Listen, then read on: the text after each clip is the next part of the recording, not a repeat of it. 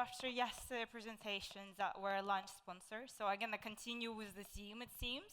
But today we're gonna talk about something that will actually bring value to the business and something that can help you win the next billion in travel. And when we talk about generations, right, we all know that millennials and zoomers are very important for us. The question from the numbers perspective is why 50% of all travelers worldwide already are within these two generations. They account for about 23 trillion US dollars in spending power, which is about 40%. And when it comes to the ways they live their life and the ways they're adapted to digital, is completely different. I myself is a millennial. I was born in the Soviet Union. So adoption to digital internet was a bit slowed down for me. So for me, it was a transition when I had to go from when we didn't have internet, social media, and rapidly get immersed into the world that's changing in front of my eyes. Whilst my small brother and sister, where I have difference 12 and 6 years of, actually only lived within the realms of digital and social. They shop very differently because of this. It's never been different for them to have a world before the internet and social media, to live in the world and grow up where it's the norm. So of course, it's obviously very important for them to have digital first planning behavior, their omni-channel, the shift. Their journeys are no longer linear. It's going from awareness to consideration, and it goes back and forth in the messy middle. AI plays a big role, and from the inspiration of social media and the creators economy, where we're selling the dreams online, where we're selling the lifestyle, experience-led spending became ever so big. And I'll tell you a story. 2 years ago, we did an activation, and because we're a data-first company, we use it to our advantage. First of all, we use geofencing data from the maps to identify festival goers. That was the first layer. Second layer, we used our music streaming app, Yandex Music, basically the Spotify of Russia, to identify listeners to the festival headliners, layered it with the travel segment to identify who are most likely to come, and then created the guerrilla marketing campaign within maps. So basically interjecting their lifestyle, interjecting their everyday life, showcasing them a small icon at first, which was a DJ disc, and when they click on it, they had this illusion of being transported from Moscow or St. P into the modern Saudi to really experience the atmosphere of Soundstorm Festival. And guess what? Russia is #1 international market for Middle East, and that became even before direct flight were launched this year. So how crazy is that? And when it comes to it, we need to be where those high growth segments of Gen Z and millennials at. We need to truly be native. In our own data, we see that 79% of ads are native, showcasing some of your beautiful properties, selling the dream of a perfect vacation or an idea of relaxation at the beach or a spa performs 79% better in revenue driving than the standardized template-based creative. And coming back to my colleague from Google, it actually is so much easier today when it comes to use that creativity, use that AI to adapt for those segments.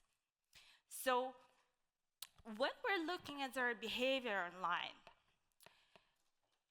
we know that the tech-first companies, your travel aggregators, your OTAs, they concentrate on that messy middle because this is where they win. So they make it their core focus. They make sure that they personalize the journey, they adapt to the different audience segment, and therefore there's still such a big integral part of the entire travel journey where a lot of research discovery is still happening. So 40 to 60% of millennials still start and finish their journeys on travel aggregators and OTAs. However, when we look at Gen Zs, the trends are emerging differently. It seems that because it's so experience-led, because they're so into value, because they're more connected to brands, because they grew up with social media, a brand's presence in their lives through digital, they're more prone to actually book directly. So capitalize on that. When you are working on your loyalty program, coming back from the panel that we discussed yesterday, it's important to design packages and drive value that speak to those audience segments, because they will not really follow a linear path and they will seek that value. And when it comes to AI, we talked a lot about creativity, we talked a lot about the process optimization, we talked a lot about media optimization, but it is already a very big part of our travel planning. So if I may ask the audience, by the show of hands, how many of you used ChatGPT in their last vacation travel this year? You see?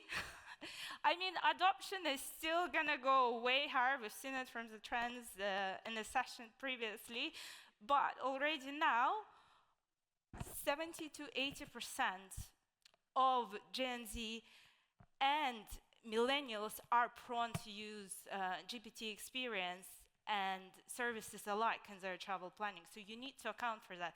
Booking.com already had a partnership layered up with OpenAI that is changing the game. But if you have attended our session yesterday in Trends and Inside, you would know that in our own OTA, we're already testing AI travel agents to curate those experiences. And that is already our current reality. So other things that I've identified as we were going through this, that experiences play a huge role into the decision making. Gen Z and millennials are most likely to make their plans for the vacation travels through the year based on a Coldplay concert tour. They can choose your venue because of the headliner like Maroon 5 for New Year Eve. And here, where you need to be aware of the destination, because you're not just selling your property, and competition is sky high when it comes to Dubai, because we have all kinds of hotels, a lot of beautiful properties, a lot of nice experiences, but what you sell along with that is the destination. So be aware what kind of events are happening. Dubai is full of different concerts. There's a lot of new experience being launched right, left, and center. Some of them are the only ones that are available worldwide, like the deepest pool and God knows what, right? So keep that in mind when you design your experience. Collaborate with wider stakeholders, be it your Minister of Tourism, like DET or DCT for Abu Dhabi, but also the entertainment industry, because the new generations, they're making plans based on that. So don't skip on that trend. And Dubai is a perfect place. It's a magnet for those high growth audience, because it's all full of a carnival of events, concert. Dubai in itself is a very, very strong brand. And what we see from our high growth markets is that already Eastern Europe and CIS account to about 50% of Dubai's tourist traffic. And we know that they're a high quality audience because they spend more. On average, they spend about 2 to 3x their income level for their holidays. They stay longer. As I mentioned yesterday, it's about 10 days versus 4.5 average lengths of stay. But most importantly, they are the top source market, top 5 for Dubai, top 3 for Abu Dhabi, actually overtaking UK this year, and top 1 for the rest of the Emirates. So it's also important to know that for Russia and CIS and the rest of the emerging markets, Dubai is consistently at the top from the destination perspective for places to go. So I'm myself from Kazakhstan, and Kazakhstan is an interesting country from perspectives that our median age is about around 30 years, right? Versus UK, which is around 40 years. So if you're looking to capture that next generation Gen Z, the young audience with a lot of disposable income, look at the market where the median age is younger. So when we look at the size of the pie of Russia plus CIS, altogether for the key markets, it's about 15 million outbound tourists for a year, right? But when it comes to the actual trend and popularity of the UAE, we've seen a huge shift. I started with Yango a couple of years ago, and when we just looked at this data, and this data is not by us, this is from the Russian Statistical Bureau, basically border control that tells you exactly where people are flying to. UAE was at number 4. And now, it is number 1. And it is especially important tied to the seasonality because obviously there's a very huge contrast of the weather change from snowy streets of Moscow or Almaty or Tashkent in the winter weather where a lot of time is just gray and messy and wet to the most enjoyable weather in Dubai. And another thing that you need to keep in mind, maybe you know, maybe you haven't, but for Russia and CIS, because of the Soviet history, New Year is actually our Christmas. In Soviet times, religions were banned as a concept, so you couldn't actually leave people without having the most important celebration of the year. So what they've done, they've rebranded New Year celebrations that we all know as the end of the year party with fireworks into the concept of Christmas. We have Christmas tree, we have our own Santa, his name is Grandpa Frost. So for us, this is the most important celebration of the year. And Russia, they get almost 2-week public holidays. So a lot of vacation traffic will be coming in Q4, Q1 because of this seasonality. And when we look at the search data, obviously you see a consistent growth for demand across all Emirates, Dubai being ahead of the curve. Yet for Abu Dhabi, we actually seen the most recent data for the last months that actually climbed to the top 2, thanks to the efforts that we were doing very closely with Abu Dhabi Tourism. And what other interesting thing is that consistent to the behavior of searches and different trends for millennial and Zoomers, when we look at the demand for UAE hotels on search, year-over-year growth is about 8%, which okay, this is consistent, this is stable, it's going well. But when we look at the growth of UAE hotels on our own OTA, the growth is actually 400%.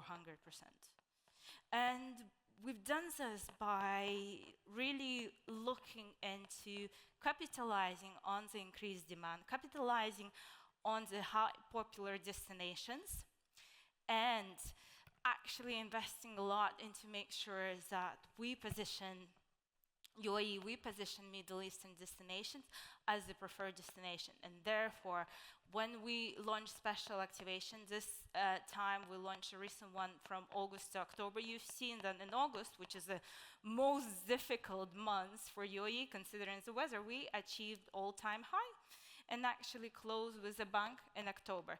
So in summary, I'm gonna leave you with three main takeaways.